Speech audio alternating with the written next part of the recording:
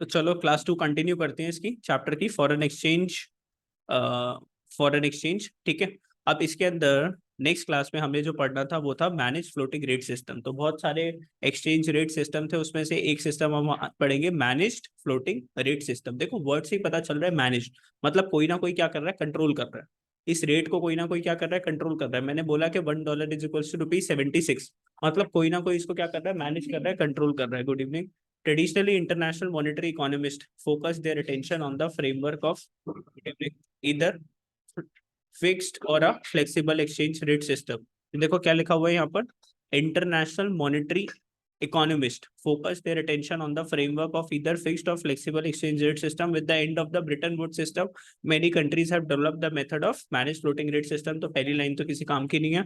यहाँ से अब बेसिकली स्टार्ट होएगा आपकी डेफिनेशन। तो what is manage floating rate system? It refers to a system in which foreign exchange rate is determined by the market forces and the central bank influences the exchange rate through the intervention in the foreign exchange market। देखो दो चीजें है इसके अंदर, एक तो determined by the market forces of demand and supply, एक इसके अंदर था फ्लेक्सिबल के अंदर था। तो एक तो रेट चेंज होएगा किसके वजह से, market forces of demand and supply and demand and supply की वजह से तो चेंज होगा ही होगा। साथ साथ कौन कंट्रोल करेगा, सेंट्रल बैंक मतलब कि आरबीआई। तो पहले तो डिमांड और सप्लाई के हिसाब से रेट को चेंज होने दो, और उसको थोड़ा सा कौन कंट्रोल करेगा, आरबीआई कंट्रोल करेगा। आरबीआई इन्फ्लुएंस करेगा किसको, एक्सचेंज रेट को, through the intervention in the foreign exchange market. तो जो आरबीआई है वो अपने इंटरवेंशन से इस रेट को क्या करेगा, चेंज करेगा। तो दो चीजें आ गई, मतलब ये हाइब्रिड हो गया। ये क्या हो गया, हाइब्रिड मिक्सचर हो गया। फ्लेक्सिबल का मिक्सचर हो गया और कंट्रोल का मिक्सचर हो गया। ठीक है। देखो इट इज अ हाइब्रिड या फिर mixture of fixed exchange rate and a flexible exchange rate system. तो कुछ तो फिक्स कौन करेगा, यहाँ पे देखो फिक्स सरकार नहीं कर रही, कौन कर रही है, आरबीआई। और बाकी फ्लेक्सिबल में क्या था, डिमांड एंड सप्लाई के हिसाब से फॉरेन एक्सचेंज रेट सिस्टम में चेंज होता रहेगा। Like flexible exchange rate system, exchange rate is primary determined by the forces of demand and supply. ठीक है। Like fixed exchange rate system, exchange rate is manage by the intervention of RBI. तो fixed exchange rate system हमने जो पढ़ा था वहां पे government fix करती थी रेट को, यहाँ पे कौन फिक्स कर रहा है रेट को, आरबीआई। तो आरबीआई थोड़ा सा फिक्स भी कर रही है एंड बाकी इसको थोड़ा सा मूव भी होने दे रही है according to the demand and supply. ठीक है। In this system central bank intervenes in the foreign exchange market. बीच में कौन आ जाता है, कौन इंटरवीन कर रहा है, कौन इंटरवीन कर रहा है, सेंट्रल बैंक इंटरवीन कर रहा है। टांग कौन अड़ा रहा है बीच में, सेंट्रल बैंक अड़ा रहा है in the foreign exchange market to restrict the fluctuations in the exchange rate within certain limits. मतलब सीधी सी बात है कि आरबीआई ने ना एक लिमिट डिसाइड कर रखी है। क्या डिसाइड कर रखी है, लिमिट। मान लो उसने बोल रखा है कि जिस दिन $1 इज इक्वल टू ₹80 हो जाएगा ना, डिमांड इन सप्लाई की वजह से, जब ये इतना ज्यादा हो जाएगा, अब हम यहाँ से इसका जो ना कंट्रोल स्टार्ट करेंगे। हम यहाँ पे इसका कंट्रोल स्टार्ट कर देंगे।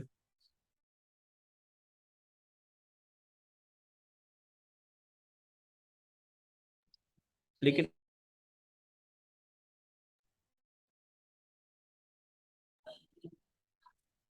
$1 इज इक्वल्स टू ₹80 है, तो डिमांड एंड सप्लाई की हम बात करेंगे। तो इसने बोला आरबीआई ने कि डिमांड एंड सप्लाई के हिसाब से तो ना रेट को कितना जाने दो, $1 को 80 के आसपास जाने दो। जैसे ही 80 जाएगा ना, तो अब यहाँ पे क्या बजेगा, सायरन अलार्म। अब यहाँ पे कौन खड़े होगी सामने, आरबीआई। और आरबीआई इसको कंट्रोल करेगी क्योंकि हमारी इंडियन करेंसी क्या कर रही है, नीचे पे नीचे जाती जा रही है। ठीक है।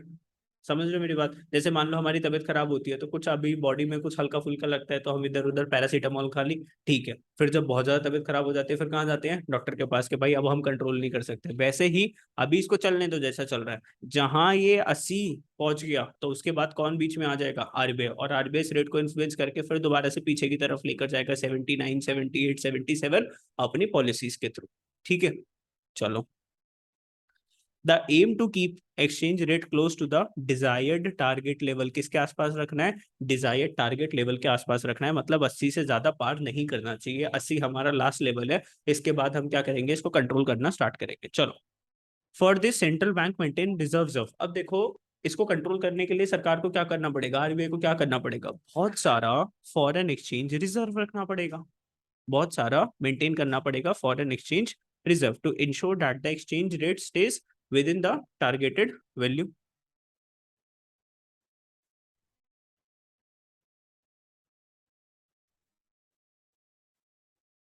एक सेकेंड,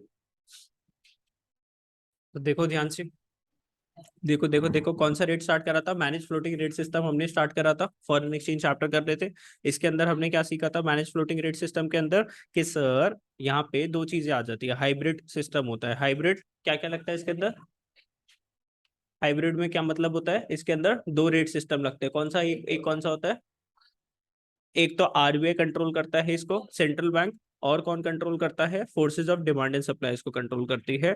इसको और क्या बोला जाता है, it is also known as dirty floating. इसको क्या बोला जाता है, इस सिस्टम को क्या बोलते हैं, डर्टी फ्लोटिंग। कौन से सिस्टम को, मैनेज फ्लोटिंग रेट सिस्टम को। तो dirty float is a system in which value of countries currency, ध्यान से सुनो इसको, अब डेफिनेशन आएगी यहाँ पे, डर्टी फ्लोटिंग की डेफिनेशन पूछ सकते हैं, डिफाइन डर्टी फ्लोटिंग, तो क्या लिखोगे, dirty float is a system in which value of the country's currency is allowed to change in relation to other।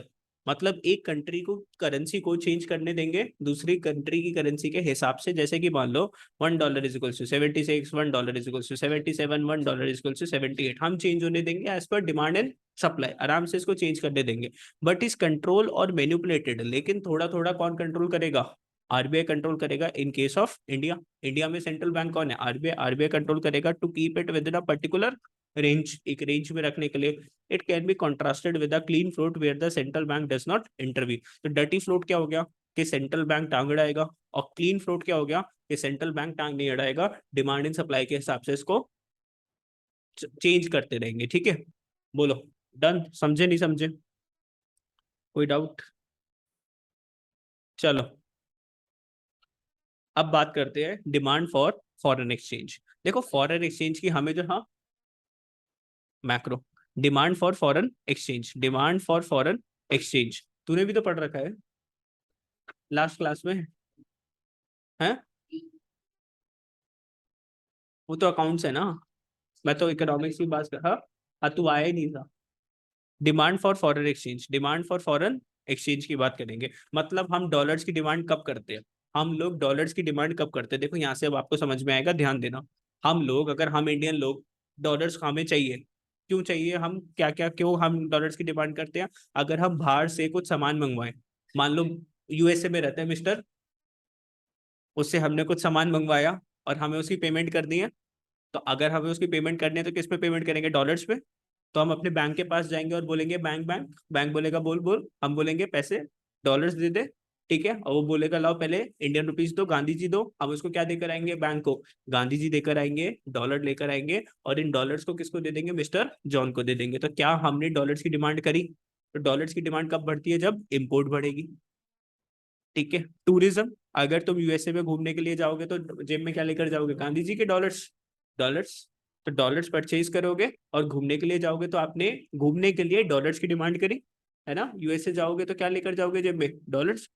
और यूनिलेटरल ट्रांसफर सेंड अब्रॉड, इसका मतलब क्या है, आपका कोई यूएसए में फ्रेंड रहता है या रिलेटिव रहता है, अब आपको उसको क्या भेजना है, गिफ्ट भेजना है या पैसे भेजने हैं उसकी पढ़ाई के लिए, तो आप क्या भेजोगे, डॉलर्स ही तो भेजोगे।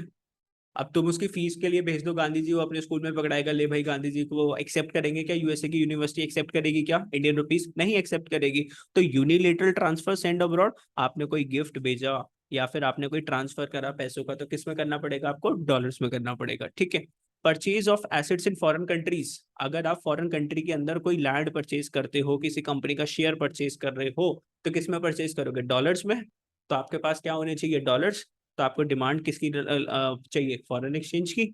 आगे बात करते हैं स्पेक्यूलेशन। स्पेक्यूलेशन का मतलब क्या होता है, स्पेक्यूलेशन का मतलब होता है कि जब अगर डॉलर के प्राइस इंक्रीज होंगे, या फिर अगर ऐसे बोलो कि अगर डॉलर के प्राइस कम होते हैं, अगर डॉलर के प्राइस क्या होते हैं, कम होते हैं, अगर डॉलर नीचे हो जाते हैं, तो लोग बाग उसको क्या कर लेते हैं, परचेज। और कभी एक ऐसा टाइम आएगा जब डॉलर के प्राइस क्या करेंगे, राइस बढ़ेंगे, तो लोग बाग क्या कर देंगे, उसको सेल। तो यहाँ पर आप बीच में क्या कमा सकते हो, प्रॉफिट।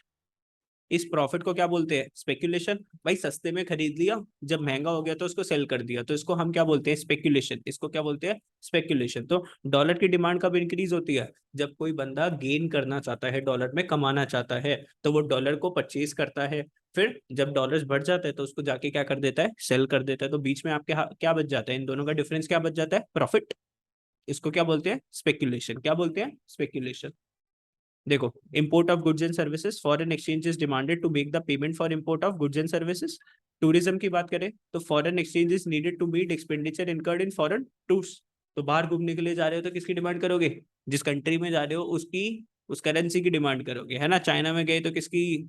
येन। चाइना में जाओगे तो क्या चाहिए होगा? येन। ठीक है। Unilateral transfer sent abroad, तो foreign exchange is required for making unilateral transfers like sending gift to other countries। दूसरी कंट्री में क्या भेज रहे हो? गिफ्ट। तो उसकी करेंसी में ही गिफ्ट भेजोगे, है ना। परचेज ऑफ एसेट्स परचेज कर रहे हो तो it is demanded to make payment for purchase of assets like land, shares, bonds in the foreign countries. Speculation की बात करें तो demand for foreign exchange rises. Gift किस में भेज सकते हैं?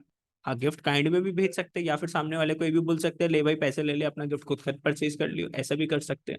अब देख यहाँ पे थोड़ी सी बात है, अब तू बोल दे भैया गिफ्ट में हम अचार भेज दे घर का बना हुआ, फिर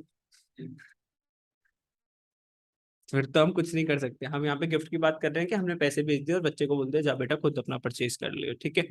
आगे, demand for foreign exchange rises when people want to make gain from appreciation of the currency. Appreciation का मतलब क्या होता है? बढ़ जाना। तो सामने वाला क्या कमाना चाहता है? गेन, प्रॉफिट कमाना चाहता है करेंसी के बढ़ जाने से। तो जब वो कम होगी डॉलर्स तो तुमने परचेज करा होगा, और जब वो बढ़ जाएगी तुम उसको क्या कर दोगे? सेल कर दोगे। तो बीच में क्या, दोनों का डिफरेंस क्या होगा? प्रॉफिट। और उसको क्या बोलेंगे? स्पेक्यूलेशन। ठीक है, बोलो समझे? लवन्या, दिव्यांशी, दिव्यांशी समझ में आया होगा? हिमांशी, सबको? यस। ठीक है। दिव्यांशी समझे नहीं समझे ये वाला टॉपिक? ओके। आगे बात करते हैं point number 6, repayment of international loans. Repayment of international loans. तो loans from foreign countries are raised in the foreign currency, so foreign currency is needed to repay such loans। आपने बाहर की country से क्या ले रखा है? लोन। अब आपको उस लोन के क्या दे रहे हैं? पैसे वापस कर दिया। किस में वापस करोगे? डॉलर्स में। तो रीपेमेंट, रीपेमेंट, रीपेमेंट का मतलब क्या होता है? पैसा वापस कर रहे हो, पेमेंट कर रहे हो ऑफ इंटरनेशनल लोन्स। तो loans from the foreign countries are raised in foreign currency, so foreign currency is needed to repay such loans. Loans ले रखे हैं तो वापस करोगे तो उसी करेंसी में आपको वापस करना होगा, ठीक है। सिंपल। तो 6 पॉइंट्स फटाफट से दिमाग में, import of goods and services, tourism, unilateral transfers, purchase of assets, speculations and repayment of international loans. कोई पॉइंट नहीं समझ में आया तो मेरे से पूछो जल्दी से। Reasons for rise in demand for foreign currency, the demand for foreign currency rises in the following situations। देखो, when the price of the foreign currency falls, देखो डॉलर क्या हो गए? सस्ते हो गए। तो अब हम डॉलर को क्या कर लेंगे? परचेज कर लेंगे। Imports from the foreign country becomes cheaper. तो डॉलर के प्राइसेस क्या हो गए? फॉल कर गए। तो इंडियन करेंसी क्या हो गई? स्ट्रांग हो गई। अब हम लोग किसके ऊपर फोकस करेंगे? इंपोर्ट्स। तो हम यूएसए अगर सामान खरीदेंगे तो सस्ता पड़ेगा हमें। So imports increase and hence demand for foreign currency rises. तो अब इंपोर्ट्स बढ़ जाएगा तो डिमांड किसकी बढ़ जाएगी? फॉरेन करेंसी की इंक्रीज हो जाएगी। For example, if price of $1 falls from 74 to 70। एक डॉलर पहले कितने का मिलता था? 74 का। अब कितने का मिल रहा है? 70 का। मतलब पहले $1 लेने के लिए हमारी जेब से 74 जाते थे, अब कितने पैसे जा रहे हैं? 70 रुपीज। ठीक है। तो इसका मतलब क्या है? Imports from USA will increase, क्योंकि हमारी करेंसी क्या हो गई? बढ़ गई, करेंसी अप्रिसिएशन हो गई। As American goods will become relatively cheaper, it will raise the standard for US dollars. ठीक है, डिमांड फॉर यूएस डॉलर्स। तो डिमांड इंक्रीज हो गई हमारी यूएस डॉलर्स की। ठीक है। अगर सीधी सी बात सुनो ना, तुम्हें कुछ यूएसए से इंपोर्ट करना था, तुम्हें कुछ यूएसए से क्या करना था? इंपोर्ट करना था। और उसका पहले जो प्राइस जो था वो क्या था? मान लो $10, $10 की वो चीज थी। अब मान लो जो प्राइस जो चल रहा था वो चल रहा था 74 पर डॉलर। तो चीज कितने की थी? 740 रुपए की। तो मतलब उस चीज को यूएसए से मंगवाने के लिए आपको कितने रुपए देने पड़ेंगे? 740। अब तुम सोचो कि $1 इज इक्वल्स टू ₹70 हो गया। कितना हो गया? $1.70। तो अब वो डॉलर, वो चीज कितने की है? $10 की। तो अगर इसको कन्वर्ट करोगे तो कितने रुपए हुए? 700 रुपए। तो पहले उसी चीज को लाने के लिए कितने रुपए देने पड़ रहे थे? 740। अब कितने पैसे दे रहे हो? 700 रुपए। तो क्या वो चीज अब सस्ती हो गई? यस, क्योंकि हमारी जो इंडियन करेंसी है वो क्या हो गई? महंगी हो गई। पहले हमारी जेब से 74 रुपीज जा रहे थे, अब 70 रुपीज जा रहे हैं। तो पहले 740 की पड़ रही थी, अब 700 की पड़ रही है। ठीक है, चलो आगे। When a foreign currency becomes cheaper in terms of domestic currency, तो फॉरेन करेंसी सस्ती पड़ गई किसकी, डोमेस्टिक करेंसी के सामने।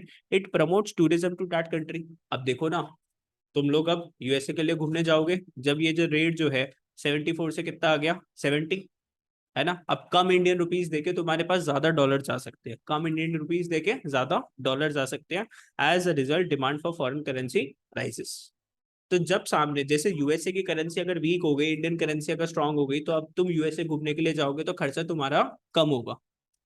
When a price of the currency falls, its demand rises as more people want to make gains from speculative activities. तो अगर किसी करेंसी की फॉल्स हो जाएगी, तो यूएस डॉलर अगर क्या हो गया, फॉल हो गया, तो बहुत लोग इसको क्या कर लेंगे, परचेज कर लेंगे। क्यों? गेन करने के लिए। गेन कैसे होएगा? सस्ते में आप परचेज कर लोगे, महंगे में आप इसको क्या कर दोगे, सेल कर दोगे। तो इन दोनों का बीच में डिफरेंस जो हो गया, वो क्या हो गया, आप लोगों का प्रॉफिट हो गया। समझे मेरी बात, नहीं समझे? यस। आगे, demand curve of foreign exchange. अब जो डिमांड कर्व है किसका, फॉरेन एक्सचेंज की अगर हम बात करेंगे, demand curve of foreign exchange, तो डिमांड कर्व कैसे बनेगा, देखो फॉरेन एक्सचेंज का, ध्यान से देखो। क्लास 11th में बचपन में पढ़ा था, डिमांड कर्व वैसे ही बनता था। बोलो, याद है ना, डिमांड कर्व वैसे बनता था। अब अगर हम बात कर रहे हैं, देखो यहाँ पर क्या लिखा हुआ है, प्राइस ऑफ डॉलर, और यहाँ पे क्या लिखा हुआ है, डिमांड ऑफ फॉरेन एक्सचेंज। तो यहाँ पे डॉलर का प्राइस, देखो डॉलर का प्राइस क्या है, पहले कम है, तो तुम लोग क्या कर रहे हो, फॉरेन एक्सचेंज ज्यादा परचेज कर रहे हो, तुम डॉलर ज्यादा परचेज कर रहे हो, डॉलर सस्ता है तो तुम डॉलर को ज्यादा परचेज कर रहे हो। अब जैसे ही डॉलर का प्राइस बढ़ गया, तो तुमने डॉलर कम परचेज किया। सीधी सी बात है, कोई भी चीज का प्राइस अगर सस्ता होता है तो हम उसको ज्यादा परचेज करते हैं, उसकी डिमांड ज्यादा होती है। एंड जब प्राइस उसका महंगा हो जाता है, डिमांड क्या हो जाती है, कम हो जाती है। तो ऐसे ही डॉलर का प्राइस जब कम था, डॉलर का प्राइस जब कम था, तो तुम उसकी डिमांड कितनी कर रहे थे, O Q1 की डिमांड कर रहे थे ना, इतनी डिमांड कर रहे थे O Q1। और जैसे ही उसका प्राइस इंक्रीज हुआ, R2 पे गया, तो तुम्हारी डिमांड कितनी हो गई, O Q2। यही चीज बता रखी है बस। ध्यान से देख लेना, एक्स एक्सिस पे क्या है, वाई एक्सिस पे क्या है। एक्स एक्सिस पे क्या था, डिमांड फॉर फॉरेन एक्सचेंज, और यहाँ पर क्या है, price of dollars. Y axis पे क्या आएगा, डॉलर का प्राइस, और एक्स एक्सिस पे क्या आएगा, डिमांड फॉर फॉरेन एक्सचेंज। ठीक है, समझे मेरी बात, नहीं समझे? यस। फिर बात करेंगे सप्लाई ऑफ फॉरेन एक्सचेंज। किसकी बात करेंगे, supply of foreign exchange. Supply का मतलब क्या होता है, सप्लाई कौन करता है, supply for foreign exchange. Demand तो कस्टमर करता है, सप्लाई कौन करता है, हाँ, शॉपकीपर। तो supply of foreign exchange, foreign exchange की सप्लाई कौन करेगा, देखो supply of foreign exchange increases from any transaction that involves receipt of foreign currency. Inflow of foreign exchange comes from those people who receive it due to the following reasons. Export of goods and services. ध्यान से देखो, अगर हम क्या कर रहे हैं, export of goods and services, हमने इंडिया से सामान किसको भेजा, बाहर भेजा, तो हमारे पास क्या आएगा, डॉलर्स आएगा। अभी हम बात कर रहे थे कि डॉलर्स जा रहा है, अभी हम बात कर रहे हैं कि इंडिया में डॉलर्स कैसे आएगा, inflow inflow inflow inflow inflow. India में डॉलर कैसे आएगा, जब तुम क्या करोगे, एक्सपोर्ट करोगे। तुमने इंडिया से सामान भेजा बाहर यूएसए में, तो तुम्हारे पास क्या आएगा, डॉलर्स। और फॉरेन इन्वेस्टमेंट, तुमने क्या करी, foreign investment, the amount which foreigners invest in the. अब यहाँ पे देखो, कौन इन्वेस्टमेंट कर रहा है, बाहर के लोग इंडिया में इन्वेस्ट कर रहे हैं। तो मिस्टर जॉन है ना, मिस्टर जॉन, जो कहाँ रहता है, यूएसए में, वो कहाँ पे इन्वेस्ट कर रहा है, इंडिया में। इंडिया में पैसा लगा रहा है, तो हमारे इंडिया में क्या आ रहा है, डॉलर्स। समझे मेरी बात, नहीं समझे? तो foreigners invest in the home country, increases the supply of foreign exchange. अब बात करते हैं किसकी, रेमिटेंसेस की। Unilateral transfers from abroad. मान लो मेरी एक आंटी रहती है कहाँ, बाहर यूएसए में, उन्होंने मेरे बर्थडे पे क्या भेजे, $1000 बर्थडे गिफ्ट। तो इसको क्या बोलते हैं, यूनिलेटरल ट्रांसफर्स फ्रॉम एब्रॉड। तो ध्यान से देखो, तो दोस्त कहाँ के बनाओ, बाहर के। मोदी जी बहुत खुश होंगे तुमसे। मतलब फेसबुक फ्रेंड कौन से होने चाहिए आपकी लिस्ट में, सारे यूएसए के। और उनसे फिर क्या लो बदले में, गिफ्ट। ठीक है। Supply of foreign exchange increases in the form of gift. तो डॉलर्स में क्या आएंगे आपके पास, गिफ्ट आएंगे। एंड रेमिटेंसेस फ्रॉम एब्रॉड, तो बाहर से पैसा इंडिया में आ रहा है। कौन खुश हो रही है, सरकार। ठीक है, एक्स्ट्रा मार्क्स मिल जाएंगे 10 नंबर बोर्ड में। सो कैसे रहा यार तू, है। बात करते हैं किसकी, स्पेक्यूलेशन। किसकी बात कर रहे हैं, speculation. Supply of foreign exchange comes from those who want to speculate on the value of foreign exchange. अब ध्यान से समझना, कोई बता सकता है, समझा सकता है इसको? लवन्या, समझा सकते हो कौन सा क्या पॉइंट है ये? की स्पेकुलेशन अभी। सप्लाई हाँ। की हम्म। फॉरेन एक्सचेंज की सप्लाई तब बढ़ेगी जब जो स्पेक्यूलेशन करना चाहते हैं, जो इनसे गेन्स लेना चाहते हैं, जब उनकी डिमांड बढ़ेगी तो वो ज्यादा फॉरेन एक्सचेंज खरीदेंगे, जिससे उनके अगर पास वो फॉरेन एक्सचेंज। फॉरेन एक्सचेंज हमें आना है, लेना है हमें, जाना नहीं है। तो हम इन लेंगे तो हमारे पास आएंगे ना, तो हम अच्छा, उनको आगे सेल कर तो फिर तो पाएंगे। हम आपको तो बेच आई देंगे थिंक तो वो हमारे तो पास चले गए। वो तो हमारे, लेकिन वो आ तो इंडिया में रहे हैं ना। हाँ, अच्छा, मतलब सीधी सी बात है, जब डॉलर सस्ता था तो हमने डॉलर्स को परचेज करा, और जब डॉलर महंगा था तो हमने उसको बेच दिया। लेकिन यहाँ पे तुम नजरिया पता है क्या सोचोगे? अपना नहीं, मिस्टर जॉन का, बाहर का मिस्टर जॉन का। ठीक है, सारे बेस, हाँ। यहाँ पे स्पेकुलेशन की बात करो, तो जैसे ही मिस्टर जॉन के लिए इंडियन करेंसी क्या हो गई? सस्ती। तो मिस्टर जॉन क्या करेंगे? इंडियन करेंसी को खरीद लेंगे सस्ते में। और जब इंडियन करेंसी महंगी हो जाएगी, देखो मिस्टर जॉन के लिए इंडियन रुपीस क्या है? Foreign exchange. मिस्टर जॉन के लिए इंडियन रुपीस क्या है? Foreign exchange. हम लोग इंडियंस हैं, हमारे लिए जो इंडियन रुपीस है वो फॉरेन एक्सचेंज नहीं है, वो तो हमारी डोमेस्टिक करेंसी है। हम फॉरेन करेंसी की बात कर रहे हैं, तो मिस्टर जॉन के लिए डॉलर्स डोमेस्टिक करेंसी है, लेकिन इंडियन रुपीस क्या है? Foreign currency. तो मिस्टर जॉन फॉरेन करेंसी मतलब इंडियन रुपीस में कब पैसे लगाएंगे? जब इंडियन रुपीस सस्ता हो जाएगा। और उसको जब वो महंगा हो जाएगा इंडियन रुपीस, उसको क्या कर देंगे? बेच देंगे। समझ रहे हो मेरी बात? नहीं समझ रहे? Yes. Supply of foreign exchange comes from those who want to speculate. तो डॉलर्स में पैसा आ रहा है ना, उन्होंने अगर हमारे इंडियन रुपीस गांधी जी खरीदे तो बदले में क्या देकर जा रहे होंगे? डॉलर्स। तो हमारे पास इन्फ्लो हुआ क्या डॉलर्स का? यस, इन्फ्लो हुआ हमारे पास डॉलर्स का। आगे, loans from rest of the world, loans from rest of the world, तो क्या लिखा हुआ है देखो, borrowings from the rest of the world contributes to the supply of foreign exchange to India.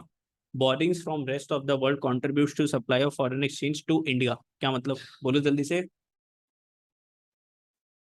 कि दिमाग अगर हम लगाओ। बोरो करेंगे हाँ, तो हमारे पास डॉलर्स हाँ आएंगे। डॉलर्स आ जाएंगे। तो borrowings from the rest of the world, मैं उसके पास गया, जो बाइडेन, मैंने कहा भाई पैसे दे दे, लोन दे दे, इंडियन इकोनॉमी चलानी है थोड़ा सा। तो लोन मैंने आया यूएस से, तो किस में आएगा? डॉलर्स में आएगा ना। कि जो बाइडेन वहां पे अपने सेंट्रल बैंक को बोलेगा कि भाई गांधी जी छाप जल्दी से, मोदी जी को लोन देना है इंडियन रुपीज में, वो तो लोन किस में देंगे हमें? डॉलर्स में लोन देंगे। तो borrowings from the rest of the world contribute to the supply of foreign exchange to India, तो हमारे पास डॉलर्स की क्या आ जाएगी? सप्लाई आ जाएगी, डॉलर्स आ जाएंगे हमारे पास। Grants and donations from abroad, तो बाहर वाले लोग हमें क्या दे रहे हैं? डोनेशंस दे रहे हैं, ग्रांट्स दे रहे हैं फ्रॉम अब्रॉड। तो grants and donations from the rest of the world also result, जैसे मान लो अगर कोविड वोविड आया और मान लो इंडिया को जरूरत है पैसों की, तो सामने वाला हमारी मदद करेगा, डोनेशन करेगा, तो वो किस में करेगा? ऑब्वियसली डॉलर्स में ही तो करेगा। किस में मदद करेगा? डॉलर्स में। तो फटाफट से पढ़ लो, कोई डाउट है तो मेरे से पूछ लो, जल्दी से इन पॉइंट्स को देख लो। Reasons for rise in supply of foreign currency, तो फॉरेन करेंसी की जो सप्लाई है, मतलब फॉरेन करेंसी का जो इनफ्लो है, मतलब फॉरेन करेंसी इंडिया के पास जो आ रही है, जो डॉलर्स के पास इंडिया में जो डॉलर्स जो आ रहे हैं, बढ़ते क्यों जा रहे हैं? तो the reasons of foreign currency rises in the following situation, तो जो डॉलर्स का जो इनफ्लो है इंडिया में, जो डॉलर्स आ रहे हैं वो बढ़ते क्यों जा रहे हैं, ये पढ़ रहे हैं हम। ठीक है, देखो, when the price of the foreign currency rises, domestic currency becomes relatively cheaper. अगर डॉलर महंगा हो गया तो इंडियन रुपीस सस्ता हो गया, अगर डॉलर महंगा हो गया तो इंडियन रुपीस सस्ता हो गया। तो सामने वाला बंदा क्या करेगा? जॉन क्या करेगा? इंडियन रुपीस को खरीदेगा। It induces the foreign country to increase their imports. अब वो क्या करेंगे लोग बाग? इम्पोर्ट करेंगे, क्योंकि इंडिया से सामान खरीदना अब क्या हो गया? सस्ता हो गया। तो इंडिया से वो लोग करना क्या स्टार्ट करेंगे? Imports from the domestic country. As a result, supply of foreign currency rises. तो अब वो लोग हमसे इंपोर्ट कर रहे हैं, तो हम उनसे पैसे लेंगे, हम उनसे पैसे किस में लेंगे? ध्यान से सुनना, हम उससे डॉलर्स में पैसे लेते हैं। तो इंडिया में क्या आएगा? डॉलर्स आएगा। For example, if price of $1 rises from 70 to 74, तो हमारी करेंसी की तो बैंड बज रही है यहाँ पर, 70 से कितनी होगी? 74 होगी। Then exports to USA will increase as Indian will become relatively cheaper. तो हमारे लिए तो क्या होएगा? एक्सपोर्ट्स, और उनके लिए क्या होएगा? Imports. It will raise the supply of US dollars. तो वो लोग ने क्या करा? इंडिया से परचेज करा, और हमें बदले में क्या देकर गए? डॉलर्स। समझे नहीं समझे बोलो। Yes, when the price of the foreign currency rises, तो डॉलर्स के पैसे क्या हो गए, बढ़ गए। Supply of foreign currency rises as people want to make gains from speculative activities. तो फॉरेन करेंसी यहाँ पे भाई मिस्टर जॉन के नजरिए से देखो, mister John, when price of foreign currency rises, तो supply of foreign currency rises as people want to make gains from speculative activity. तो मिस्टर जॉन क्या करेगा, इंडियन करेंसी को सस्ते में खरीदेगा और जब प्राइस बढ़ जाएंगे तो उसको बेच देगा। तो अगर उसने इंडियन रुपीस को बेचा तो उसको बदले में क्या, डॉलर्स। समझे मेरी बात, नहीं समझे, चलो। When price of the foreign currency rises, investment from foreign country into the domestic country also increases due to rise in the purchasing power। अगर रुपीस के प्राइस की अगर मैं बात करूं तो रुपीस अगर गिर गया, सस्ती हो गई हमारी करेंसी और उनकी करेंसी स्ट्रांग हो गई, तो अब मिस्टर जॉन इंडिया में क्या परचेज करेगा, प्रॉपर्टी। क्या परचेज करेगा, इन्वेस्टमेंट करेगा, प्रॉपर्टी परचेज करेगा, क्योंकि उसकी परचेजिंग पावर क्या होगी, राइज हो गई इन द डोमेस्टिक कंट्री। समझे मेरी बात, नहीं समझे। तो हमारे पास क्या आएगी, हमारी तो एसेट गई, बदले में क्या आ गए हमारे पास, डॉलर्स आ गए। हम यही तो देख रहे हैं कि डॉलर्स हमारे पास कैसे कैसे आ सकते हैं। When price of the foreign currency rises, tourism into domestic country. अब देखो बाहर वाला जो यूएसए वाला जो बंदा है वो इंडिया में घूमने भी आएगा, क्योंकि इंडिया में अब शॉपिंग करना क्या हो गया है, सस्ता। तो वो लोग आएंगे इंडिया में शॉपिंग करेंगे और हमें क्या देकर जाएंगे, डॉलर्स। बस। अब बात करेंगे, वहां पे तो था डिमांड कर्व, यहाँ पे क्या है, सप्लाई कर्व। ध्यान रखना, सप्लाई कर्व कैसे बनता था, सप्लाई कर्व वैसे बनता था, ठीक है, सप्लाई कर्व वैसे बनता था। अब यहाँ पे देखो प्राइस कहाँ पर आएगा, वाई एक्सिस पे। प्राइस कहाँ पर आ रहा है डॉलर्स का, वाई एक्सिस पे। और यहाँ पे सप्लाई आ रही है डॉलर्स की। यहाँ पे कैसा रिलेशनशिप होता था, डायरेक्ट रिलेशन। कैसा होता था, डायरेक्ट रिलेशनशिप होता था। मतलब प्राइस बढ़ेगा तो सप्लाई बढ़ेगी, प्राइस कम होएगा तो सप्लाई कम होगी।